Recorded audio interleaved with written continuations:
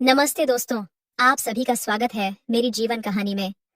मैं अनीता हूँ और आज मैं आपको अपने जीवन का एक ऐसा अध्याय सुनाने जा रही हूँ जिसे किसी और से कभी नहीं बांटा। दोस्तों, मैं अब तक 2 शादी कर चुकी हूँ। मेरी पहली शादी बस 21 साल की उम्र में हुई थी। मेरे पति का नाम रोहित था। रोहित से मिलकर ऐसा लगा था जैसे जिंदगी सजने लगी हो। लेकिन हमारे सुहाग के मात्र 6 महीने बाद ही एक भयानक कार दुर्घटना में मैं उन्हें हमेशा के लिए खो बैठी। जिस उम्र में लड़कियां अपने सपनों के महल सजाती हैं, मैं विधवा के काले कपड़ों में सिमट गई। घर वालों के लिए मैं सिर्फ एक बोझ बन गई थी। 2 साल बीते, मेरे आंसू सूखे नहीं थे कि परिवार वालों ने मेरी दूसरी शादी करने का फैसला किया। मेरे दूसरे पति का नाम राजेश है। राजेश मेरा पति, जो उम्र में मुझसे 24 साल बड़े थे। इसका मतलब वो अभी जवान नहीं था, उसकी उम्र बहुत ज्यादा थी, जिस वजह से वो मुझे कभी वो खुशी नहीं दे पाते जो एक नई नई दुल्हन को चाहिए होता है। उनके साथ मेरे नए जीवन की शुरुआत हुई। एक प्रतिष्ठित व्यापारी, बड़ा बंगला, पैसे की कोई कमी नहीं, लेकिन मेरी आत्मा के खाली कोनों को भरने वाला कोई नहीं था। मेरी माँ हमेशा कहती, अनीता बेटी, तुम्हारे लिए तो भाग्यशाली हो कि राजेश जी जैसे अच्छे घराने में दूसरी शादी हो गई। लेकिन वो क्या जाने कि सोने के पिंजरे में भी पंछी घुटन महसूस करता है। राजेश मेरा पति अक्सर काम में व्यस्त रहते। रात को घर आते तो बस खाना खा लिया पूछकर अपने कमरे में चले जाते। कभी कभी तो महीनों विदेश यात्रा पर रहते। उनके होते हुए भी मैं अकेली थी। एक औरत की जो शारीरिक और भावनात्मक जरूरतें होती हैं, उन्हें कौन समझे। घर में काम के लिए सविता आंटी थीं। वो सब काम संभालती थीं और मैं अपने खाली समय में सिर्फ टीवी सीरियल देखकर या फोन पर फिल्में देखकर अपना मन बहलाती। जिंदगी ऐसे ही चल रही थी जब अचानक सब कुछ बदल गया। एक दिन सविता आंटी ने फोन किया और बोली, मेम साहब, मेरी तबीयत ठीक नहीं है, आज नहीं आ पाऊंगी। तो मैं बोली, कोई बात नहीं आंटी, आप आराम करें। फिर सविता आंटी बोली, लेकिन मेम साहब, काम का क्या होगा? मैं अपने बेटे विशाल को भेज दूंगी, बड़ा समझदार है, सारा काम अच्छे से कर लेगा। उन्होंने प्रस्ताव रखा। अगले दिन सुबह डोरबेल बजी। जब मैंने दरवाजा खोला, मानो समय थम सा गया। मेरे सामने खड़ा था एक युवक, लंबा, गठीला और आकर्षक चेहरा लिए। उसके काले बाल, गहरी आंखें और मुस्कुराते होंठ देखकर मेरा दिल तेजी से धड़कने लगा। नमस्ते भाभी जी, मैं विशाल। माँ ने भेजा है, उन्होंने बताया होगा। उसकी आवाज में एक मधुरता थी जो मेरे कानों में रस घोल गई। मैंने अपने आप को संभाला और कहा, हाँ हाँ, आओ अंदर। सविता आंटी की बेटे विशाल ने अपना काम शुरू किया। वह सविता आंटी से भी ज्यादा कुशलता से घर के काम निपटा रहा था। मैं चाहकर भी उससे नजरें नहीं हटा पा रही थी। जब वह झुककर फर्श साफ करता, उसकी मांसपेशियां कमीज के नीचे से उभरती। जब वह पानी पीता, उसका गला ऊपर नीचे होता। हर छोटी हरकत मुझे मोहित कर रही थी। भाभी जी, और कुछ काम है? उसने पूछा। नहीं, मैंने हकलाते हुए कहा और फिर अपने आप को संभालते हुए बोली, तुम्हें पता है विशाल, तुम्हारी माँ तो कभी इतनी जल्दी काम खत्म नहीं करती थी। विशाल मुस्कुराया। मैंने खूब मेहनत की है भाभी जी। माँ ने सिखाया है कि अपने मालिक को हमेशा खुश रखो। उसके शब्दों ने मेरे मन में कुछ उत्तेजक विचार जगा दिए, लेकिन मैंने अपने आप को रोका। धीरे धीरे विशाल रोज आने लगा। सविता आंटी की तबीयत में सुधार नहीं हो रहा था। मेरे लिए ये आशीर्वाद था। मैं सुबह जल्दी उठने लगी, अपने बाल संवारने लगी, थोड़ा मेकअप करने लगी, सिर्फ विशाल के आने से पहले तैयार होने के लिए। मैंने अपने कपड़ों पर भी ध्यान देना शुरू किया। कभी गहरी गर्दन वाला सूट, कभी पीठ खुली हुई कुर्ती। मेरी नजरें हमेशा उसकी प्रतिक्रिया देखने के लिए तरसती, लेकिन विशाल जैसे किसी देवदूत की तरह हमेशा सम्मान से पेश आता। एक दिन मेरे पति ने बताया, अनीता, मुझे 2 हफ्ते के लिए सिंगापुर जाना है। एक बड़ा प्रोजेक्ट मिला है। मेरा दिल एक पल के लिए धड़का और मन ही मन में सोची, 2 हफ्ते विशाल के साथ अकेले। मेरे पति ने आगे कहा, वैसे ये लड़का विशाल कैसा है? सविता आंटी के बेटे के बारे में तुमने बताया था। मैंने अपनी भावनाओं को छिपाते हुए कहा, हाँ, बहुत अच्छा काम करता है, सारा घर चमका देता है। मेरे पति राजेश ने मुझे देखकर कहा, अकेली रहोगी इसलिए थोड़ा चिंता है, पर ये लड़का है तो कोई डर नहीं। उस रात मैं सो नहीं पाई। मेरे पति के जाने के बाद क्या होगा, इसी सोच में डूबी रही। अगले हफ्ते मेरे पति चले गए। पहली बार मुझे उनके जाने का दुहक नहीं था। विशाल आया और उसने घर के काम में लग गया। मैंने उसे अपनी ओर आकर्षित करने के लिए हर तरीके आजमाए। कभी उससे कॉफी मंगवाती, कभी कहती कि मेरे कमरे में पंखा ठीक करे। मेरे कपड़े और अधिक आकर्षक और उत्तेजक हो गए थे। एक शाम मैंने हिम्मत जुटाई और विशाल से कहा, तुम बहुत अच्छे हो विशाल। तुम्हारे साथ बात करते हुए अच्छा लगता है, विशाल ने मुस्कुराते हुए कहा। आप भी बहुत अच्छी हैं भाभी जी। मुझे भाभी जी मत कहो, सिर्फ अनीता कहो, मैंने धीमे से कहा। विशाल असहज हो गया। जी वो, मैं, वह हकलाने लगा। मैंने उसके करीब जाकर कहा, क्या तुम समझते नहीं विशाल, मैं अकेली हूं, तुम अकेले हो, क्यों ना हम। ये सुनते ही विशाल ने एक कदम पीछे हटते हुए कहा, भाभी जी, ये ठीक नहीं है, मैं यहाँ सिर्फ काम करने आया हूँ। वह कमरे से बाहर चला गया और मैं सिर्फ देखती रह गई। मेरे अंदर का तूफान और भड़क उठा। मैंने इतनी हिम्मत जुटाकर अपने दिल की बात कही थी और उसने मुझे ठुकरा दिया।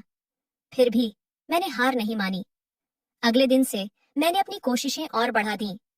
मैं जानती थी कि विशाल भी मुझसे आकर्षित है, बस उसे अपने भावनाओं को स्वीकार करने की हिम्मत नहीं है।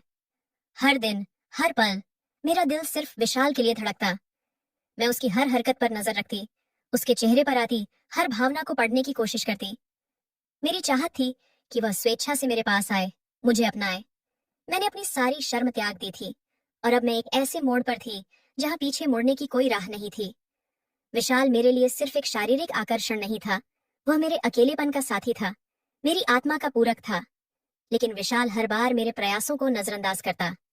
वह मुझसे दूरी बनाने लगा था। जब भी मैं उसके करीब जाती, वह कोई न कोई बहाना बनाकर वहां से चला जाता। एक दिन मैंने अंतिम प्रयास किया। मैंने उसे अपने बेडरूम में बुलाया, फिर धीरे से कहा, विशाल, मैं बहुत तन्हा हूँ। मेरा पति मुझसे प्यार नहीं करता। मुझे प्यार और सहारे की जरूरत है। क्या तुम मुझे वह नहीं दे सकते? विशाल चुपचाप खड़ा रहा। उसकी आंखों में एक अजीब सा संघर्ष दिखाई दे रहा था। मेरी सांसें तेज हो गईं। क्या इस बार वह हाँ कहेगा? लेकिन विशाल ने सिर्फ इतना कहा, भाभी जी, मैं आपका सम्मान करता हूँ, लेकिन यह सही नहीं है। और वह कमरे से बाहर चला गया। मैं हताश थी। मैंने अपने आप को इतना गिराया था, फिर भी विशाल ने मुझे ठुकरा दिया। मैं अपने बिस्तर पर गिरकर रोने लगी। क्या मैं इतनी बुरी हूँ? क्या मेरे अंदर कुछ ऐसा है जो किसी को भी नहीं भाता?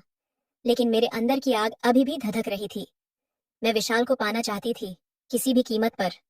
मुझे नहीं पता था कि कैसे, लेकिन मैं हार मानने वाली नहीं थी। अगले दिन से मैंने अपना रवैया बदल दिया। मैंने उससे सीधे कुछ नहीं कहा, बल्कि अपने व्यवहार से उसे यह एहसास दिलाने लगी कि मैं उसके बिना अधूरी हूँ। मैं कभी कभी उदास दिखती, कभी खुश। उसके सामने ऐसे कपड़े पहनती जो उसके मन में हलचल मचा दें। विशाल अब असहज महसूस करने लगा था। मैं जानती थी कि वह भी मेरी ओर आकर्षित है, लेकिन अपने सिद्धांतों के कारण दूर रह रहा है। मेरे मन में एक नई योजना आकार ले रही थी। अब मैं उस युवक को अपना बनाकर ही रहूंगी। एक रात मुझे नींद नहीं आ रही थी। मेरे मन में विशाल के प्रति बढ़ते आकर्षण ने मुझे बेचैन कर दिया था। अचानक मेरे मन में एक विचार आया, शायद अगर मैं उसकी मदद मांगूं तो वह मेरे करीब आएगा। मैंने अपने आप को साधारण कपड़ों में ढका और रात के सन्नाटे में सीढ़ियों की ओर बढ़ी। मेरा कमरा ऊपरी मंजिल पर था, जबकि विशाल नीचे नौकरों के कमरे में रहता था। जैसे ही मैं सीढ़ियों से उतर रही थी, मेरा पैर वास्तव में फिसल गया और मैं गिरने लगी। आह! मेरी चीख पूरे घर में गूंज गई। चंद सेकंड में ही विशाल दौड़ता हुआ आया। उसके चेहरे पर चिंता के भाव थे। भाभी जी, आप ठीक तो हैं? उसने घबराहट से पूछा। मैं दर्द से कराहते हुए बोली, मेरा पैर, शायद मोच आ गई है। मैं मैं उठ नहीं पा रही हूँ। विशाल ने झुककर मेरे पैर को देखा और फिर कहा, आपको तुरंत कमरे में ले जाना होगा। अगर आपकी इजाजत हो तो। मैंने दर्द भरी आवाज में सिर्फ सिर हिलाकर हाँ कह दिया। विशाल ने धीरे से मुझे अपनी बाहों में उठाया। मेरे शरीर के उसके शरीर से लगते ही मेरा दिल तेजी से धड़कने लगा। मैं उसकी आंखों में देख रही थी और पल भर के लिए मुझे लगा कि उसकी आंखों में भी कुछ था, शायद चिंता से कहीं ज्यादा कुछ। वह मुझे धीरे धीरे सीढ़ियां चढ़ाकर मेरे कमरे तक ले गया। मैंने अपनी बाहें उसके गर्दन के चारों ओर डाल रखी थी और अपना सिर उसके कंधे पर रखा हुआ था। उसका गर्म सांस मेरे चेहरे पर महसूस हो रहा था। मेरे लिए समय जैसे थम सा गया था। मेरे कमरे में पहुंचकर उसने बड़ी सावधानी से मुझे बिस्तर पर लेटा दिया। मैं नहीं चाहती थी कि वह जाए, इसलिए मैंने तुरंत उसका हाथ पकड़ लिया। विशाल, मुझे छोड़कर मत जाओ, मैंने भावुक होकर कहा। मैं अकेली महसूस करती हूँ। क्या तुम समझ नहीं सकते कि मुझे तुम्हारी कितनी जरूरत है? विशाल कुछ देर चुप रहा, फिर उसने धीरे से कहा, भाभी जी, आपको डॉक्टर की जरूरत है। मैं अभी डॉक्टर को फोन करके बुलाता हूँ। मैंने उसका हाथ और मजबूती से पकड़ा। नहीं, अभी नहीं, बस थोड़ी देर मेरे पास बैठो। विशाल ने अपना हाथ छुड़ाते हुए कहा, मैं आपकी हालत देखकर बहुत परेशान हूँ। डॉक्टर को बुलाना जरूरी है। और वह कमरे से बाहर चला गया। मैं निराश होकर बिस्तर पर लेट गई। मेरी योजना फिर से असफल हो गई थी। लगभग 2 घंटे बाद विशाल वापस आया, लेकिन अकेला नहीं था। उसके साथ एक महिला थी, सुंदर सौम्य चेहरे वाली, डॉक्टर के कपड़े पहने हुए। भाभी जी, ये डॉक्टर नीलू हैं। इन्होंने आपको देखने के लिए अपनी क्लिनिक से समय निकाला है। विशाल ने परिचय करवाया। डॉक्टर ने मेरे पैर की जांच की और बोली, आपको ज्यादा चोट नहीं आई है, बस हल्की मोच है। मैं कुछ दर्द निवारक दवाइयां दे रही हूँ। 3 दिन आराम करें, सब ठीक हो जाएगा। जब डॉक्टर जाने लगी, मैंने विशाल से पूछा, ये डॉक्टर कौन है? तुम इन्हें कहाँ से जानते हो? विशाल कुछ झिझकते हुए बोला, वो वो मेरी पत्नी है भाभी जी। सावंत मेडिकल क्लिनिक चलाती है। मैंने सोचा कि आपकी मदद के लिए इनसे बेहतर कोई नहीं होगा। मैं स्तब्ध रह गई। पत्नी? तुम्हारी शादी हो चुकी है? हाँ भाभी जी, विशाल ने कहा। पिछले साल ही हमारी शादी हुई थी।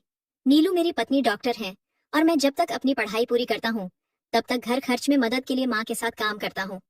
डॉक्टर नीलू ने मुस्कुराते हुए कहा, विशाल ने आपके बारे में बहुत कुछ बताया है। उन्होंने कहा कि आप अकेली रहती हैं और सहारे की जरूरत है। मैंने सोचा कि मैं भी आपकी मदद कर सकती हूँ।